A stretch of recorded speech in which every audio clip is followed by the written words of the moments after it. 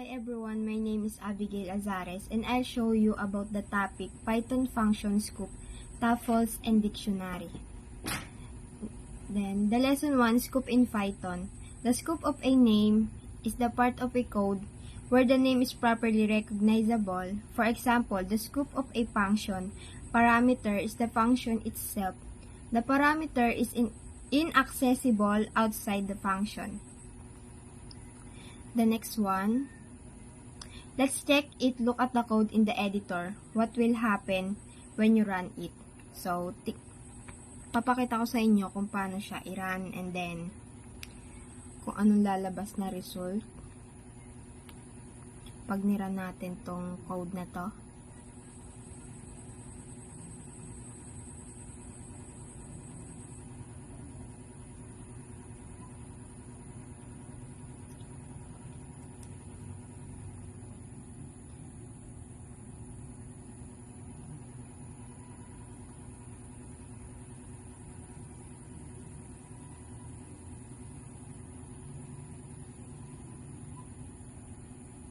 Okay, ang lumabas is name error, name X is not defined. This is to be expected. We're going to conduct some experiment with you to show you how Python constructs scoop and how you can use it habit to your benefit. And then the next one,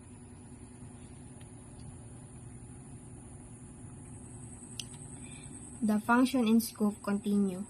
Let's start by checking whether or not a variable created outside any function is visible inside the function.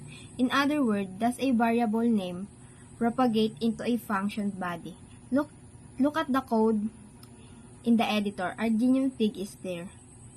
Okay. Magko-code ulit tayo. So, yan.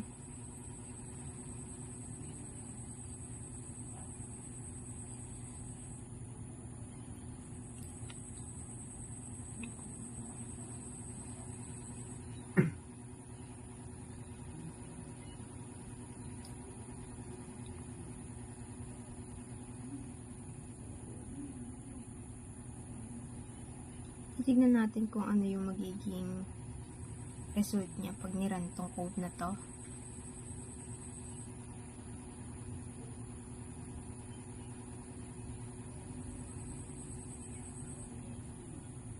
So, ang lumabas is, do I know that variable 1?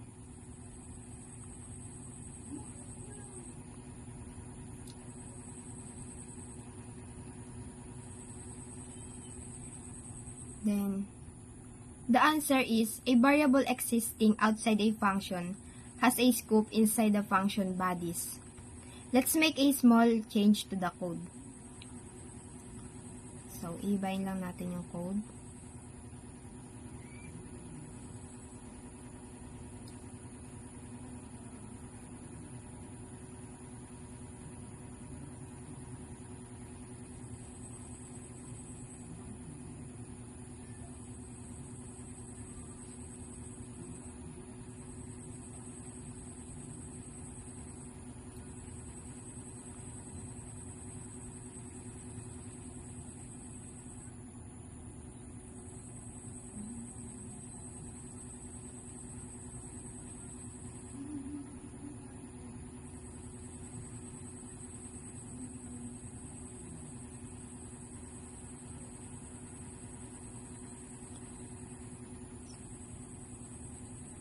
And then run.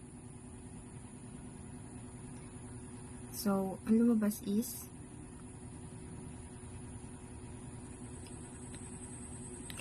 dapat ang lalabas, do I know that variable 2? So, what happened? The variable created inside the function is not the same as when defined outside it. It seems that there are two different variables of the same name. Moreover, the function variable shadows the variable coming from the outside world. We can make the previous rule more precise and educate. A variable existing outside a function has a scoop inside the function bodies, including those of them which define a variable of the same name. It also means that the scope of a variable existing outside function is supported only when getting its value, assigning a value force the creation of the function own variable. And then the next one, function and scope, the global keyword naman. Hopefully, you should now have arrived at the following question, that this means that a function is not able to modify a variable defined outside it. This would create a lot of discomfort. Fortunately, the answer is no. There is a special Python method which can extend a variable scope in a way which include the function bodies, even if you want not only to read the values but also to modify them. Such an effect is caused by a keyword named global. So, yan yun. Using this keyword inside a function with the name or name separated with commas of a variable force Python to refrain from creating a new variable inside the function. The one accessible from outside will be used instead. In other words, this name becomes global. It has a global scope and it doesn't matter whether it's the subject or read or assign. The next one, look at the code in the editor. So, i-code ulit natin siya. Tignan natin kung lalabas nga yung do now that variable 2.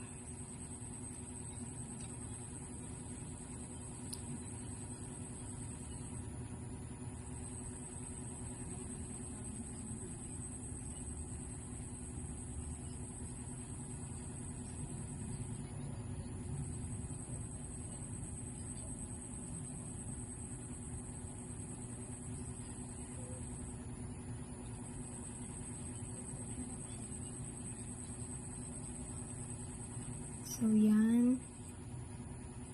Medyo matagal lang siya mag-type.